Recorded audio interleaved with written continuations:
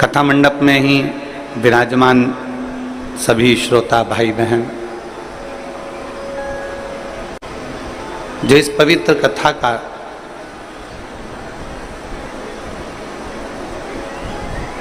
लाभ ले रहे हैं और किसी न किसी रूप में भगवान शिव को अपने हृदय में बिठा रहे हैं।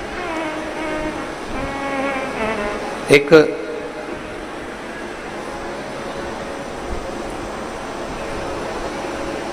दुनिया का सबसे बड़ा पाप कौन सा है?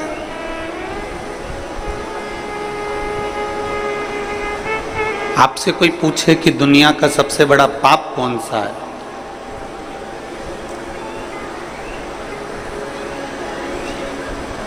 शिव महापुराण की कथा कहती है कि दुनिया का सबसे बड़ा पाप कौन सा है? दुनिया का सबसे बड़ा पाप है अपने आप को कमजोर समझना। ये दुनिया का सबसे बड़ा पाप।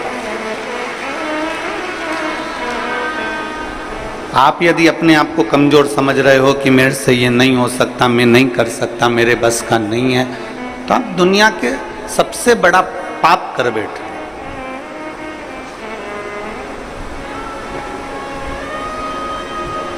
अपने आप को कभी कमजोर मत समझो। रोग से ग्रसित भी हो गए हो तो भी अपने आप को कमजोर मत समझो। कोई बड़ी बीमारी भी लग गई है तो अपने आप को कमजोर मत समझो। कोई बहुत बड़ा टेंशन यदि आपके माथे पर आकर बैठ गया है तो भी अपने को कमजोर नहीं समझो।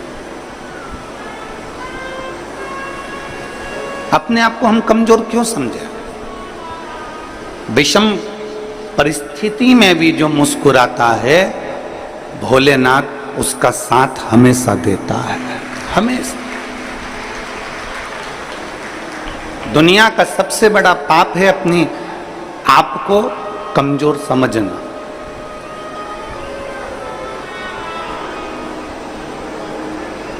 आप अपने आप को जिस दिन कमजोर समझना चालू कर लें तो समझ लेना कि आप पापी हो गए। हम अपने आप को कमजोर क्यों समझें? घर में कई बुजुर्ग माताएं ऐसी रहती हैं, कई बुजुर्ग पिता ऐसे रहते हैं, कई भाई मेरी जीजियां मेरे जीजा लोग ऐसे रहते हैं, कई बेटी बेटा ऐसे रहते हैं जो कहते हैं अब तो हमारा समय आ गया, अब हमारे बस का कुछ नहीं। मतलब अपने आप को तुम कमजोर समझ रहे हो।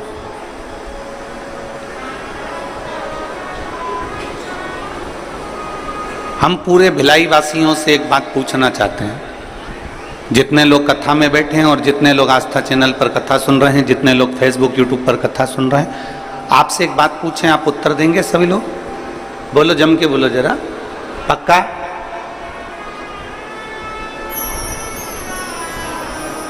घर में आपको सुबेरे जल्दी उठना है,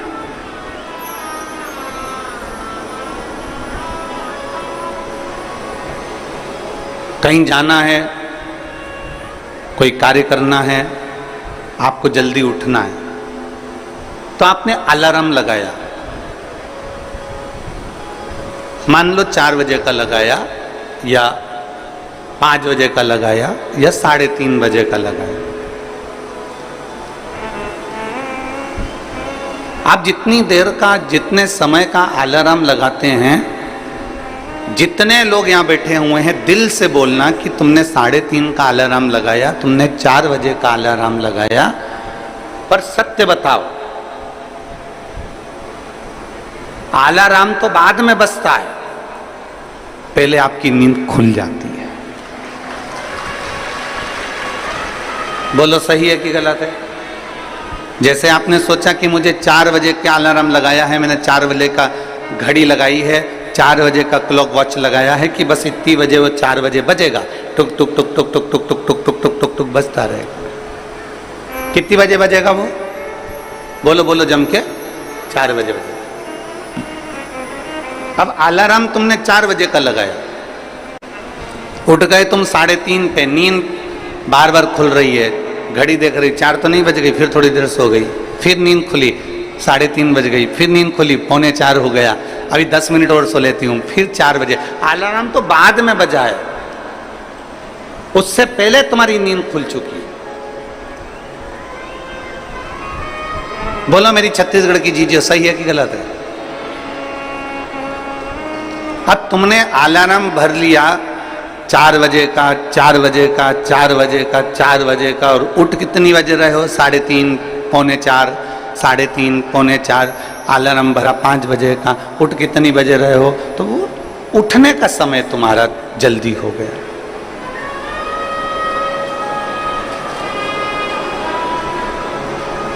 अलार्म तुमने 4 बजे का भरा है, अलार्म तुमने 5 बजे का भरा, परंतु तुम जल्दी उठ गए। अब जितनी मेरी बुजुर्ग माताएं बैठी हैं और जितने मेरे बुजुर्ग पिता बैठे हैं और जितने मेरे बहन बैठी हुई हैं, मेरी जीजियां बैठी हैं, मेरे जीजा बैठे हैं, मेरी माताएं बैठी हैं, मेरे भाई बैठे हैं, आप सबसे निवेदन है, आपने भी अपने दिल में एक अलार्म बनाकर रख लिया। कौन सा अलार्म? जरा सा पेट दुखा और तुमने अलार्म बना लिया, कहीं मुझे बड़ी बीमारी तो नहीं हो गई, कहीं मुझे कहीं गठान तो नहीं हो गई, कहीं मुझे रोग तो नहीं हो गया, कहीं मुझे ये तो नहीं हो गया। जरा सा छाती में दर्द हुआ, तुमने अलार्म बनाकर रख लिया कि मेरे कोई कहीं ब्लॉकेज तो नहीं हो गया, कहीं मेरे हार्ट में कमजोरी तो नहीं हो गई। थोड़ी सी चलने में हापड़ी भराई तो तुम्हें लग गया कि मुझे कहीं दमे की बीमारी तो नहीं हो गई, मुझे सांस की बीमारी तो नहीं हो गई। याद रखना, 4 बजे का अलार्म लगाया तो 3:30 बजे नींद खुल जाती है। उसी तरह तुम जो दिन भर सोचते हो कि मेरे साथ ये तो नहीं हो गया, वो तो नहीं हो गया, वो तो नहीं हो गया, वो तो नहीं हो गया, तो वो चीज तुम्हारे सामने हो ही जाती है। इसलिए शास्त्र कहता है कि दुनिया का सबसे बड़ा पाप है अपने आप को कमजोर समझना। कभी कमजोर मत समझो, हमेशा अपने आप को बलवान समझो।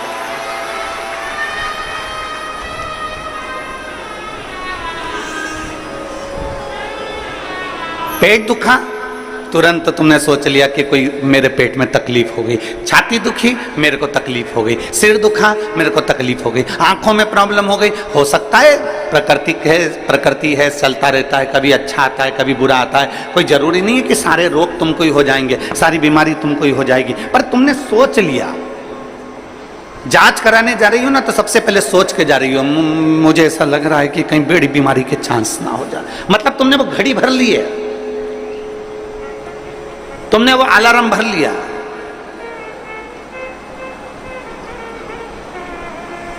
पहले का व्यक्ति अलार्म भरता था, पहले का व्यक्ति अलार्म भरता था 100 साल का, 100 साल तक जिंदा रहूंगा, 100 साल का अलार्म भरकर बैठता था कि मैं 100 साल तक जीऊंगा। खूब खाता पीता मौज करता, जाता खेत में काम करता, अपनी फसल लगाता, अपने काम में लगा रहता, अपना गाय बैल भैंस जो भी ये पालना वो पालता। उसने अलार्म लगाया कि मैं 100 साल तक जीऊंगा, तो कम से कम वो 95 साल तक, 90 साल तक, 98 साल तक, 97 साल तक जीवित रहता था। आज का व्यक्ति 60 साल में अंदाजा लगा लेता है कि अब तो मेरे शरीर से नहीं बन रहा, अब तो मेरे को जाना है, तो मालूम पड़े 55 में ही अटैक आता है और निपट जाता है। तुमने अलार्म लगा लिया।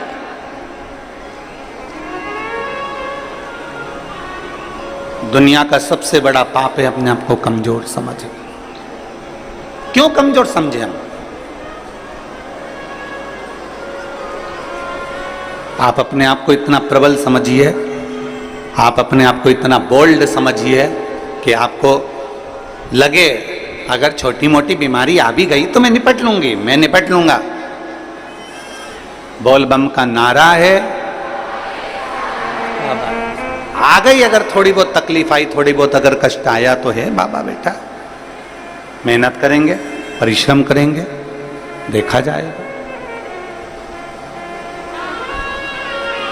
और शंभु शरणे पड़ी मांगू घड़ी रे घड़ी, दुख काटो दया करी ने दर्शन आपो।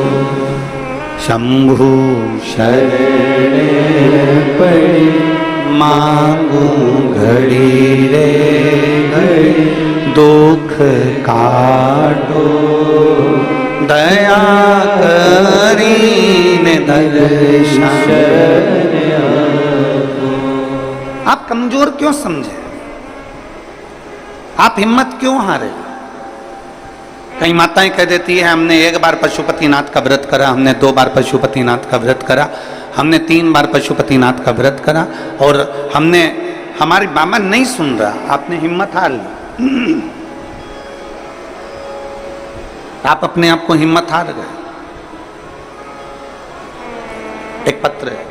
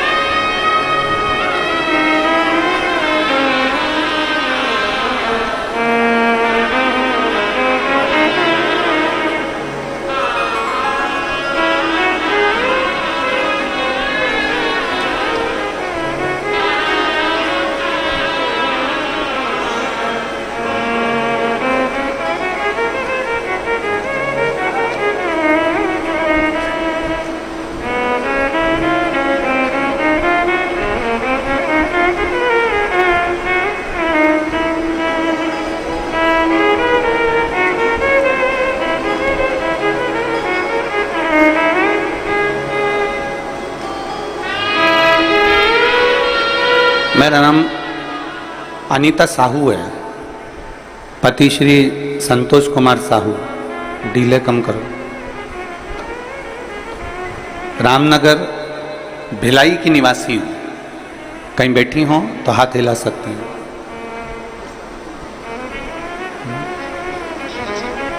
अच्छा,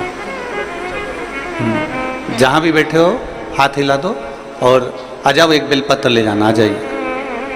मेरा नाम अनीता साहू है, पति श्री संतोष कुमार साहू है, रामनगर भिलाई। मोबाइल नंबर मेरा ये है। एक लोटे जल का मैं क्या वर्णन करूं। 2023 मई में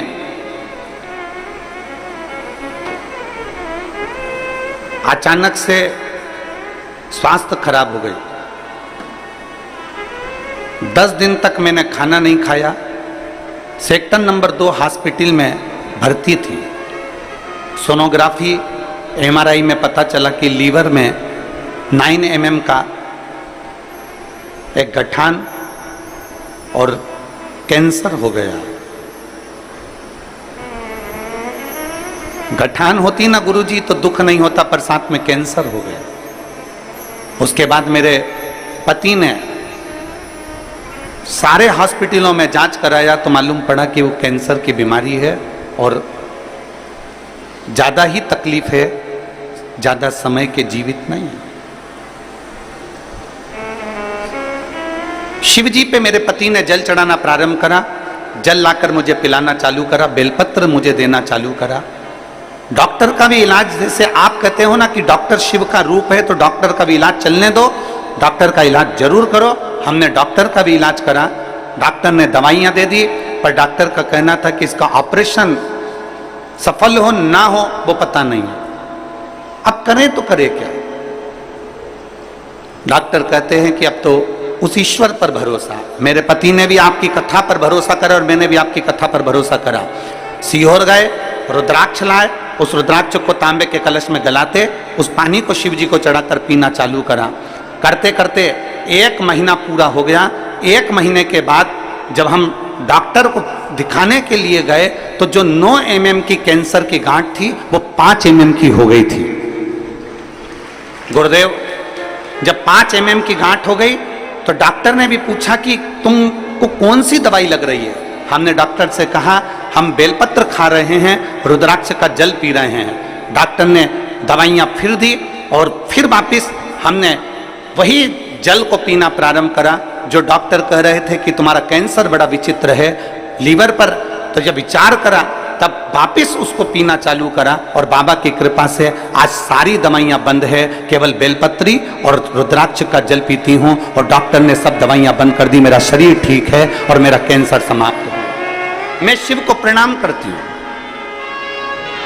लाइन अच्छी लिखी आप और हम सब गुनगुनाते हैं। शंभु शरणे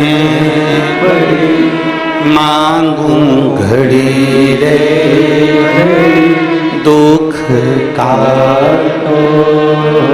दया करी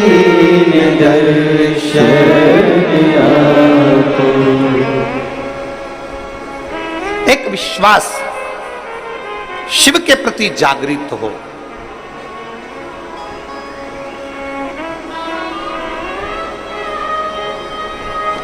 हम तो कहते हैं जैसे ये कथा बोलबम सेवा एवं कल्याण समिति करा रही है, दया सिंह जी इस कथा को आयोजित किए हैं। अमलेश्वर में कथा हुई, साहू जी खंडेलवाल जी आयोजित किए। इस 6 नंबर सेक्टर में पहले कथा हुई, विनोद सिंह जी इस कथा को कराए थे।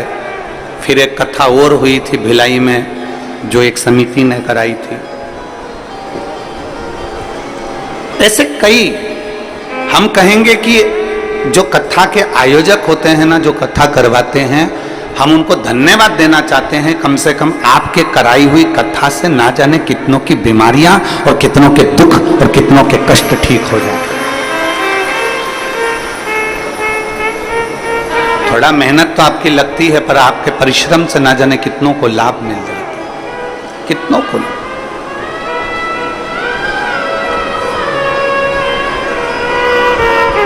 शिव तत्व की प्राप्ति है। शिव महापुराण की कथा, भगवान ओगड़दानी की कथा, भगवान शंकर की कथा। हिम्मत ना हारे। इस बहन ने एक बात लिखी कि मेरे पति और मैं शिव पर से भरोसा समाप्त नहीं करेगा तो वही करेगा। शिव पर से हमने भरोसा समाप्त नहीं करेगा तो वही करेगा तो ओगड़दानी ही करेगा तो मेरा देव अधिदेव महादेव ही करेगा। हमारा विश्वास, हमारा भरोसा हमने प्रबल रखा। और मैंने तेरे ही भरोसे बाबा, तेरे ही भरोसे हवा बिच उड़ती जावांगी। बाबा डोर हटो छड़ी मैं कटी जावांगी। भोले मैं तेरी पतन, शंभो मैं तेरी पतन, हवा बिच उड़ती जावांगी। बाबा डोर हटो छड़ी मैं कटी जावांगी। एक विश्वास अपने भीतर प्रकट करो।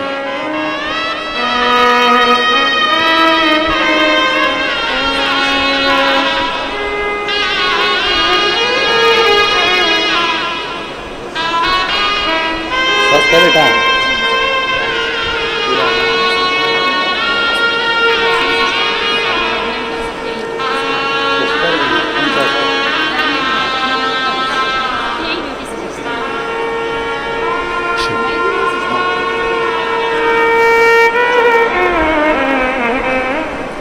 हॉस्पिटल में सिस्टर भी हैं, कह रही हैं कि बाबा ने मेरे को इतना अच्छा कर दिया कि अब मैं वापस हॉस्पिटल में काम करने लगी और मैं स्वस्थ हूं। ये शिव तत्व है। अर्शिला तो कौन अतिथि आए उनका लिख के ला दीजिए। ये शिव तत्व है, ये ओघड़ी है, ये शंभु है, त्रिकालदर्शी है। हमारे भीतर एक विश्वास को हमें पैदा करना है, हमारे भीतर एक भरोसे को हमें दृढ़ करना है। एक विश्वास को दृढ़ करना। फिर निवेदन है, दुनिया का सबसे बड़ा पाप है अपने आप को कमजोर समझना।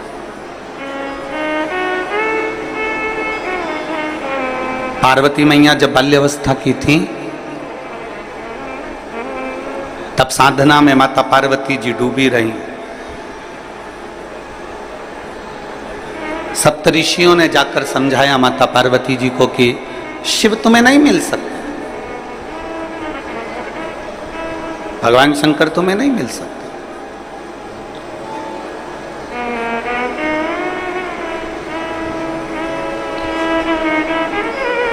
बहुत परीक्षा ली गई माता पार्वती जी की, बहुत। और पार्वती जी की बारंबार परीक्षा ली गई, बार बार परीक्षा ली गई, बार बार परीक्षा ली गई, पर माता पार्वती जी हिम्मत नहीं आ रही। पार्वती जी खुद को कमजोर नहीं समझी। उनको मालूम था कि अगर मैं शंकर को जप रही हूं, मैं शिव को भज रही हूं, मैं भगवान शंकर का गुणगान कर रही हूं, मैं शिव तत्व को जान रही हूं, तो ये पार्वती जी के मन में एक भाव उत्पन्न हो गया था कि मुझे शिव मिलेंगे जरूर, मुझे ओगरदानी मिलेगा, मुझे मेरा महादेव मिलेगा।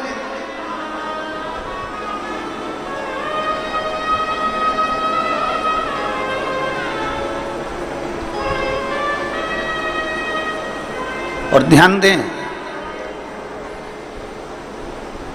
शिव को पाने की ललकता आपके भीतर होना चाहिए।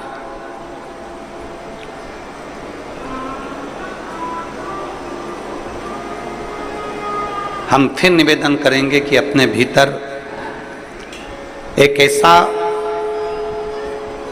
तत्व, अपने भीतर ऐसा समर्पण, अपने भीतर भगवान की अविरल भक्ति को अपने भीतर ऐसा समाहित कर लो कि एक ना एक दिन ऐसा आए कि मेरा शिव तुम्हारे सम्मुख में आकर खड़ा हो जाए और तुम्हारे को दर्शन देकर जाए। इतना अपने आप में बल उत्पन्न कर दो।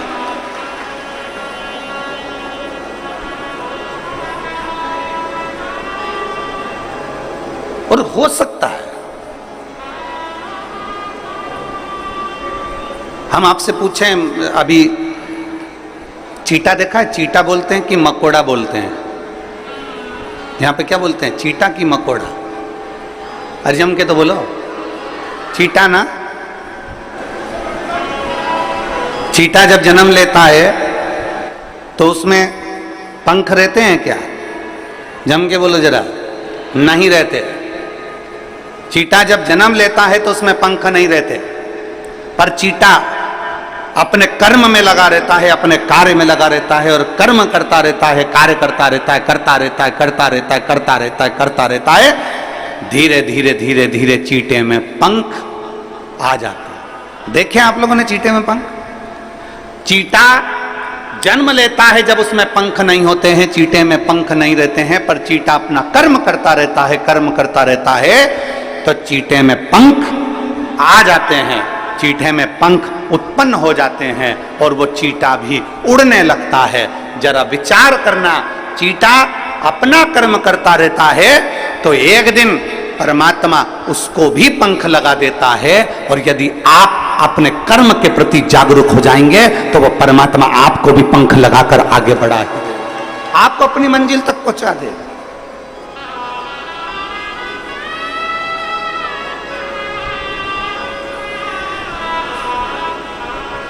चीटे में पंख नहीं होते, पर धीरे धीरे वो कर्म करता गया, कर्म करता गया, करता गया, और उसमें पंख लग गए। कर्म करता गया और उसमें पंख आ गए, वो उड़ने लगा, वो आगे बढ़ने लगा। आप अपना कर्म करिए, जिस कर्म में आप लगे हुए हो प्रबलता से उसमें लगे रहिए, उसमें लगे। जिस कर्म को आप करना चाहते हो उसको कर्म को आप प्रबलता से करते रहिए। एक दिन मेरा परमात्मा भी आपको उड़ान देगा, एक दिन मेरा परमात्मा, मेरा भोलेनाथ भी आपको उन्नति की सीढ़ी पर चढ़ा देगा। आप कर्म के प्रति जागरूक तो रहो। आप कर्म के प्रति जागरूक नहीं और सोचें कि हम बहुत कुछ कर लें, हम बहुत ऊंचे उठ जाएं, हम बहुत आगे बढ़ जाएं, तो शिव महापुराण की कथा कहती है कर्म प्रधान है, आपका कर्म पहले करना है। श्रीमद् भगवत कहती है श्रीमद् भगवत गीता कहती है, श्रीमद् भागवत कहती है, रामचरितमानस कहती है, विष्णु पुराण कहती है, गर्ग संहिता कहती है, स्कंद पुराण कहती है, नर्मदा पुराण कहती है, लिंग पुराण कहती है। ऐसी कोई पुराण नहीं जो कर्म की प्रधानता नहीं बताती। प्रत्येक पुराण कर्म प्रधान है और प्रत्येक पुराण कहती है कि आप अपने कर्मों में जागरूक रहिए, आप अपने कर्म में प्रबलता बनाकर रखिए।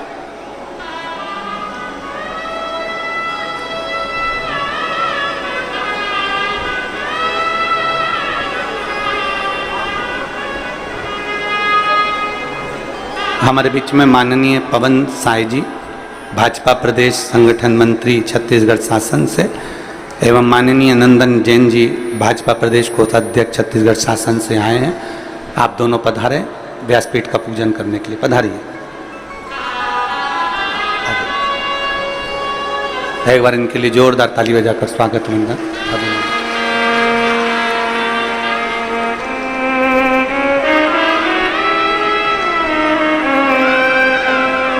एक चींटे में भी पंख आ सकते हैं, बस उसमें कर्म की लगनता होना चाहिए।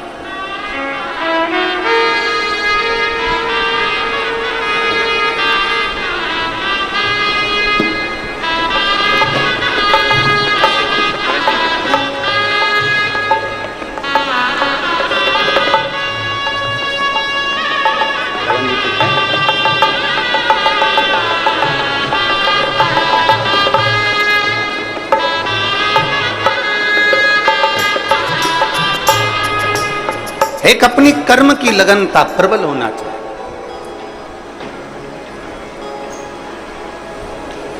और जब हमारे कर्म की लगनता प्रबल होगी तो हम अग्रण्यता की ओर बढ़ेंगे। पर हम अपना कर्म पूरा नहीं कर पाते। हम उसको सोच लेते हैं मेरे बस का नहीं है, मैं नहीं कर सकता, मेरे बस में नहीं है, मैं ऐसा नहीं कर पाऊंगा, ये मेरे बस का नहीं है। नहीं, शिव कथा कहती है दुनिया का सबसे बड़ा पाप है अपने आप को कमजोर समझना। हम क्यों कमजोर समझते? और मैंने तेरे ही भरोसे बाबा, तेरे ही भरोसे हवा बिच उड़ती जावांगी, बाबा डोर हथों छड़ीना में कटी जावांगी, भोले मैं तेरी पत्नी, शंभू मैं तेरी पत्नी। माता पार्वती जी ने अपना तप किया, अपनी साधना करी, अपना लक्ष्य नहीं छोड़ा। आप अपना लक्ष्य क्यों छोड़ते? लगे रहो, थोड़ा समय लगेगा, सुनेगा। एक पत्र है,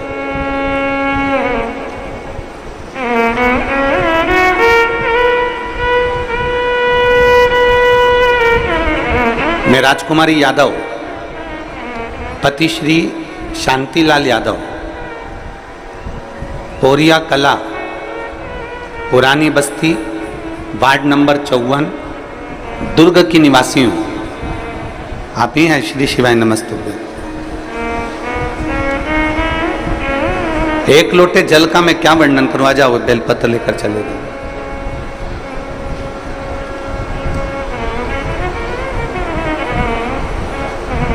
पशुपतिनाथ के व्रत का मैं क्या वर्णन करूं गुरु जी? मेरी भतीजी जिसकी शादी को 17 साल हो गए थे, 17 साल से उसके घर में संतान का सुख नहीं था।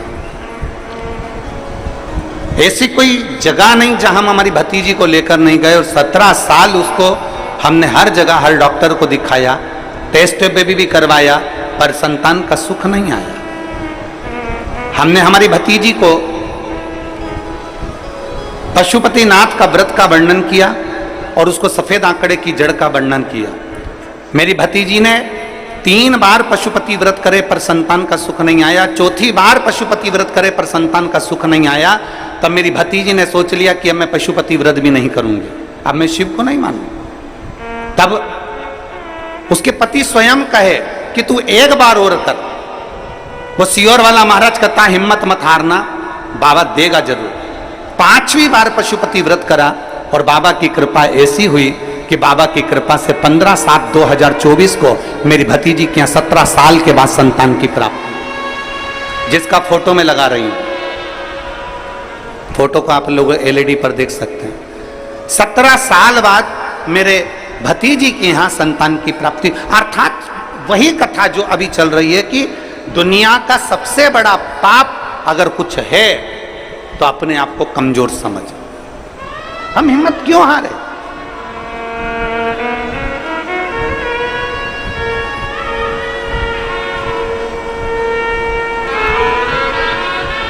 क्यों हिम्मत हारे?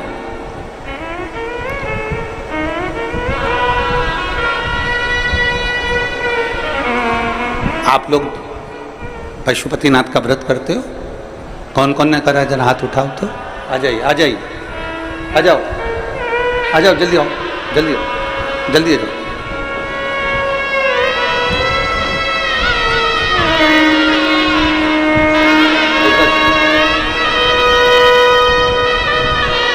बधाई आपकी भतीजी को बधाई।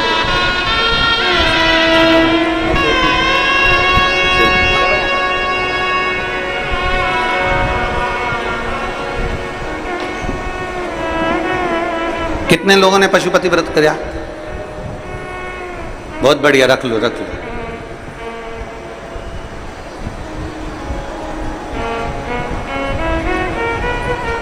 कई व्रत करने वाली माताएं, मेरी जीजी, मेरे जीजा, मेरी बेटियां, मेरे बेटे ऐसे हैं